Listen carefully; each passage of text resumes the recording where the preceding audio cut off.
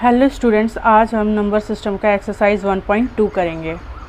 तो पहला क्वेश्चन है, state whether the following statement are true और फॉल्स, जस्टिफाई योर आंसर। हमें ये बताना है जो भी स्टेटमेंट हमें दे रखी है वो ट्रू है या फॉल्स है, और जो भी हमारा आंसर है उससे हमें जस्टिफाई करना है। तो पहला देखते हैं, every irrational number is a real number. क्या सारे इरेशनल नंबर रियल नंबर होते हैं? हाँ, ट्रू। क्यों? क्योंकि जो रियल नंबर की डेफिनेशन ही क्या है, real number is the collection of both rational number और इरेशनल नंबर।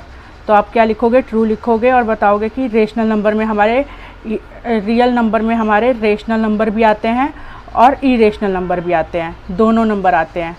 तो रियल नंबर की कितनी कैटेगरी होती है? 2 कैटेगरी होती है, रेशनल नंबर और इरेशनल नंबर। तो पहले हम क्या लिखेंगे?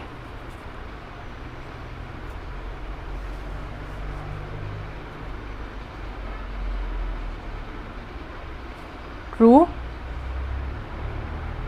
रीज़न क्या लिखेंगे? The collection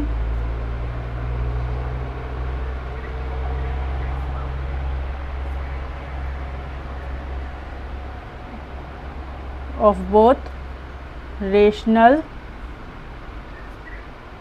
number and irrational number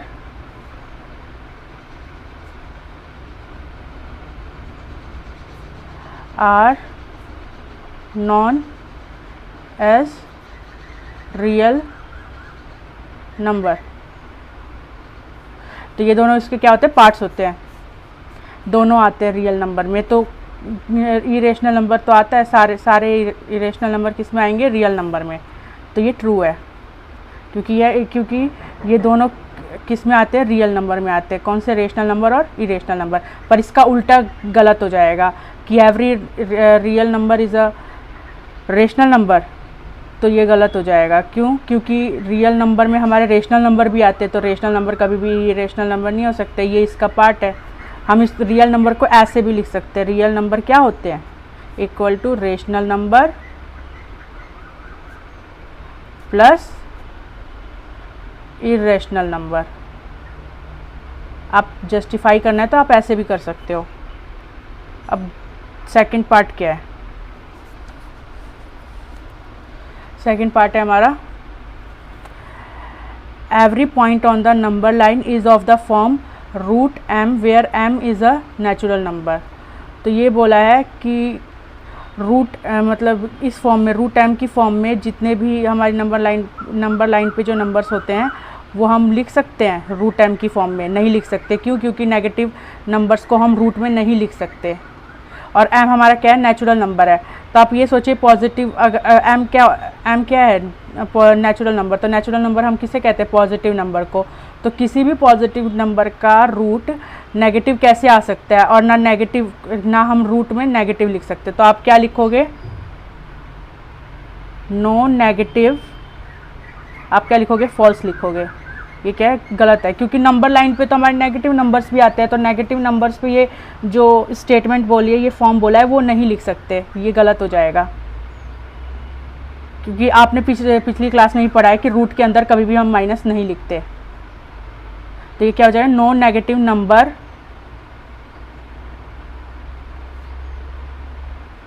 can be square root of natural number. हमारा थर्ड पढ़ते क्या है, every real number is an irrational number. क्या सारे रियल नंबर इरेशनल नंबर है? नहीं है। मैंने आपको पहले क्वेश्चन में बताया है कि रियल नंबर क्या होते हैं? Rational plus irrational number. तो इरेशनल नंबर कैसे रेशनल नंबर हो सकते? इसमें हमारे रेशनल नंबर भी आते हैं ना। तो हम क्या बोलेंगे? No, false. रीज़न क्या लिखेंगे आप?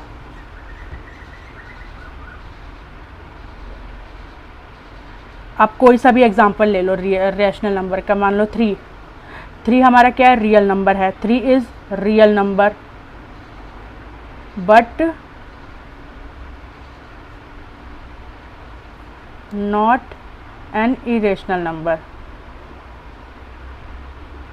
पर ये इरेशनल नंबर नहीं है।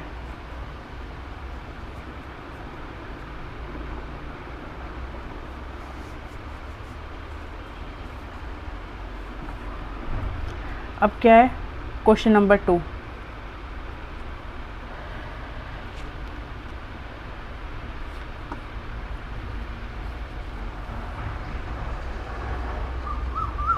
Are square root of all positive integers irrational. ये बोला कि क्या सभी पॉजिटिव इंटीजर का स्क्वायर रूट इरेशनल नंबर होगा। If not give an example of the square root of a number that is a rational number। अगर ये गलत है स्टेटमेंट तो आपको एक एग्जांपल देना है जिसका स्क्वायर रूट क्या हो, रेशनल नंबर हो। तो मैंने आपको पिछली वीडियो में पढ़ाया था इन नंबर्स के बारे में, तो आपको बताया था कि इरेशनल नंबर सारे पॉजिटिव इंटीजर्स के नहीं होते, बस किसको छोड़ के, जो परफेक्ट स्क्वायर है। जो परफेक्ट स्क्वायर का रूट हमारा क्या आएगा, रेशनल नंबर आएगा। तो परफेक्ट स्क्वायर्स क्या होते हैं, 1 होता है हमारा। तो आप यहाँ पे क्या लिखोगे, नो द स्क्वायर रूट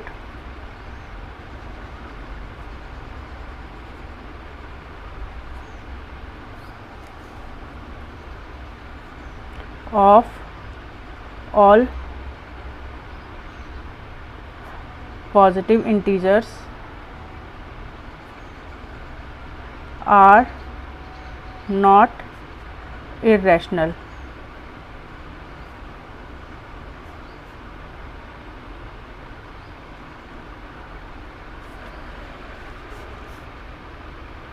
अब हमें कुछ एग्जाम्पल देने हैं, तो जो रेशनल नंबर हो तो हमें एग्जाम्पल देते हैं। एग्जाम्पल क्या हो गया आपका, परफेक्ट स्क्वायर 1 आपका परफेक्ट स्क्वायर है, ये क्या हो जाएगा 1, जो कि क्या है, इज़ अ रेशनल नंबर। और ये हमारा क्या है, पॉजिटिव इंटीजर है 1, आप जानते हैं, तो इज़ अ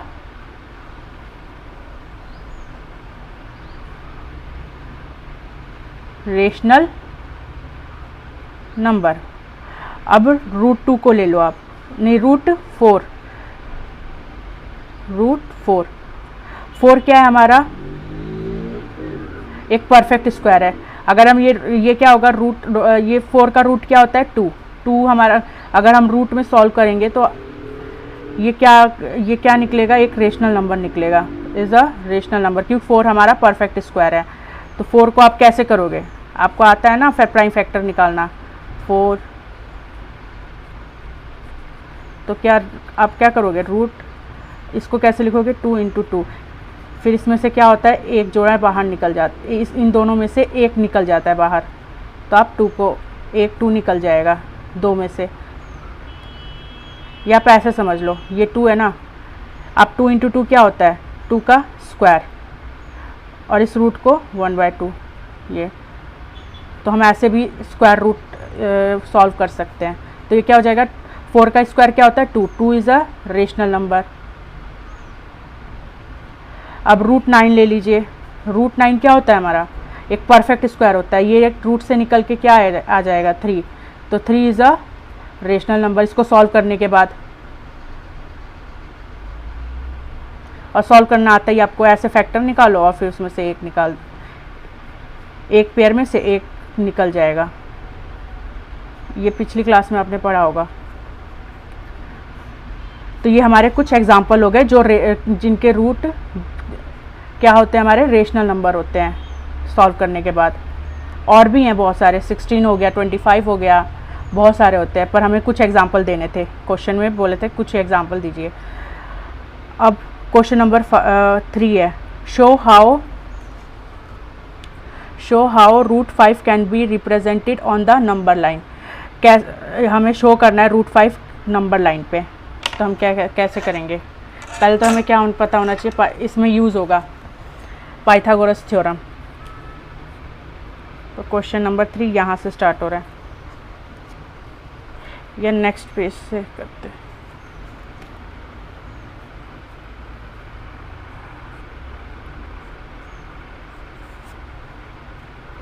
तो क्या होगा, यूजिंग, इसमें हम क्या करेंगे, पाइथागोरस थ्योरम लगाएंगे। तो उससे पहले हमें पता होना चाहिए पाइथागोरस थ्योरम किस में लगता है, राइट एंगल ट्रायंगल में लगता है पाइथागोरस थ्योरम। तो यहाँ पे क्या होता है 90 डिग्री। अब आपको बेस, परपेंडिकुलर और हाइपोटेनस पता होना चाहिए कि कौन कौन सी साइड होती है। तो देखिए ये क्या होता है, हमारा बेस होता है जिस पे एंगल बन रहा है, ये क्या हुआ हमारा बेस। अब ये एंगल के अपोजिट क्या है, हाइपोटेनियस एच।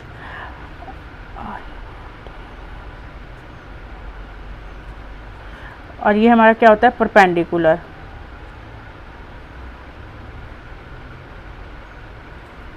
पी से डिनोट करते हैं इसको, एच से डिनोट करते हैं इसको, बी से। तो ये हमारा क्या होता है, राइट एंगल में लगती है ये प्रॉपर्टी पाइथागोरस थ्योरम। तो ये पाइथागोरस थ्योरम हमसे कहता है क्या, ये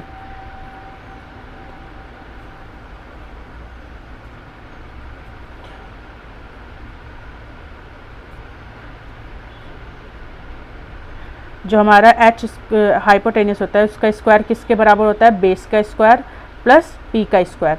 तो हम इस थ्योरम को लगाएंगे √5 को रिप्रेजेंट करने के लिए नंबर लाइन पे। तो कैसे लगाना है,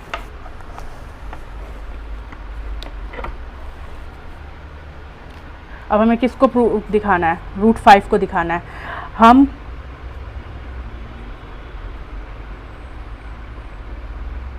√5 को रिप्रेजेंट करना है। तो आप क्या करोगे, h का स्क्वायर, बेस क्या लोगे, आपको √5 को तोड़ना है कि हमारा जो h है वो √5 है। तो आप कैसे, परपेंडिकुलर आप कभी भी 1 ही लोगे, आपको √3 दिखाना हो, √2 दिखाना हो, √6 दिखाना हो, तो आप क्या लोगे, परपेंडिकुलर हमेशा 1 रहेगा, परपेंडिकुलर हमेशा 1 रहेगा। और बेस हमारा कैसे होगा, बेस कैसे निकलेगा, n-1।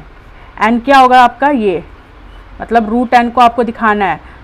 मान लीजिए आपको √n को नंबर लाइन पे दिखाना है। तो आप क्या करोगे, n-1, बेस क्या हो जाएगा, n-1, और परपेंडिकुलर आपका हमेशा 1 रहेगा। तो आप इसको यूज़ कर लीजिए। तो ये 5 क्या होगा, 5 -1 4। तो 4 का स्क्वायर, 4 किसका रूट होता है, 2 का। तो मैं 4 को ऐसे लिख सकती हूँ ना, 2 का स्क्वायर प्लस 1 का स्क्वायर। तो बेस क्या हो गया मेरा, 2। बेस क्या हो गया आपका, 2 हो गया। और परपेंडिकुलर आपका हमेशा 1 ही रहेगा, 1 का स्क्वायर। तो 1 मेरा क्या हो गया, परपेंडिकुलर, और 2 क्या हो गया मेरा, बेस हो गया। तो आप क्या करोगे, एक नंबर लाइन बनाओगे,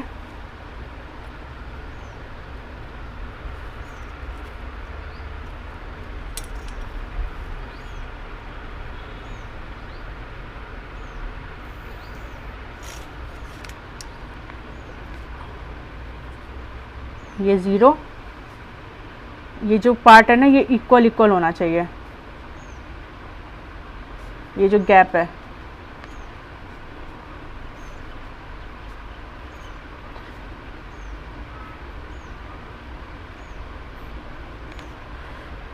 ऐसे बनाया आपने। अब क्या करोगे, आपका बेस क्या है, बेस आपका क्या होता है ये। तो बेस आपको कितना यूनिट लेना है, 2 यूनिट लेना है। तो आप 2 यूनिट यहाँ लोगे, और बेस पे क्या बनता है हमारा, राइट एंगल। तो यहाँ पे आप राइट एंगल बनाओगे, और कितनी यूनिट, 1। तो 1 ही यूनिट हमें एक्सटेंड करनी है।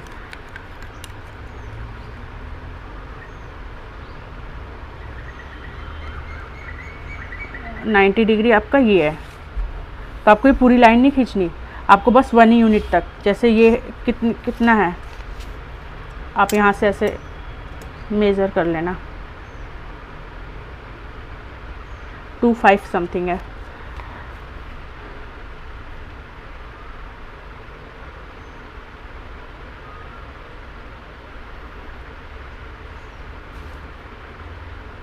देखिए, तो हमने ये 1 यूनिट, ये 2 यूनिट। तो आप इसको क्या करोगे,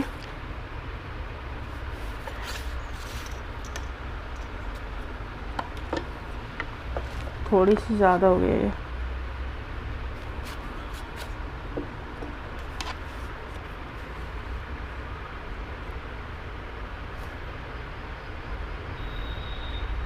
तो 1 यूनिट ये लेनी है। तो आप क्या करोगे, इसे ज्वाइन कर दोगे।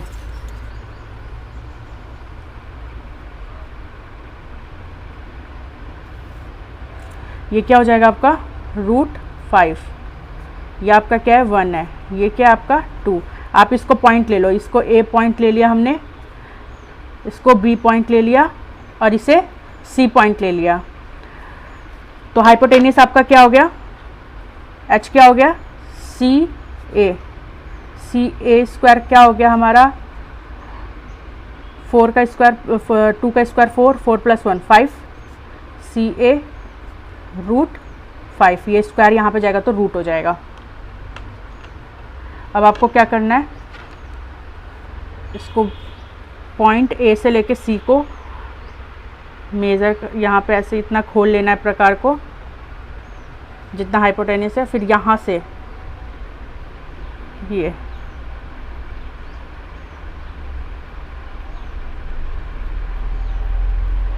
तो इस पॉइंट, ये हमारा पॉइंट क्या है √5,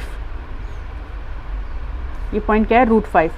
तो ये इस पॉइंट को मान लेते हैं, ये पॉइंट हमारा क्या है B है, और ये हमारा क्या हो गया C, नहीं D, क्योंकि C तो है हमारा यहाँ पे, तो हम इस पॉइंट को क्या ले लेंगे D।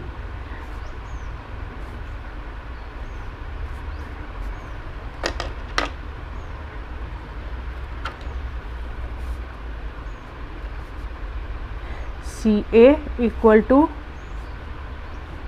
AD = √5। मैंने इस पॉइंट को लिया है B, इस पॉइंट को B लिया है, इस पॉइंट को D लिया है और इस पॉइंट को C। तो ये हमारा √5 शो हो गया। अब आपको √2 जैसे शो करना है तो आप क्या करोगे, बेस कैसे लोगे, मान लो √2 आपको नंबर लाइन पे शो करना है, तो आप इसमें बेस कैसे लोगे, H तो आपका यही होगा √2, तो H स्क्वायर = क्या होता है P square B square + P square, कहीं भी रखिए B या P को। तो ये क्या हो जाएगा, B हमारा बेस क्या होगा n-1, तो 2 - 1 n-1 होता है ना B हमारा n-1, तो क्या हो जाएगा 1। तो 1 का स्क्वायर क्या कर देंगे, 1 का स्क्वायर, क्योंकि 1 का स्क्वायर हो या कितनी भी पावर हो तो 1 ही आएगा, प्लस P का स्क्वायर। तो P क्या है हमारा परपेंडिकुलर, मैंने बताया था आपको हमेशा क्या लेना है 1। तो देखिए आप इन दोनों को प्लस करेंगे तो 2 आएगा, तो हमारा बेस क्या हो जाएगा 1 और परपेंडिकुलर हमारा 1। तो आप ऐसे ही नंबर लाइन पे शो कर दोगे, ऐसे ही जैसे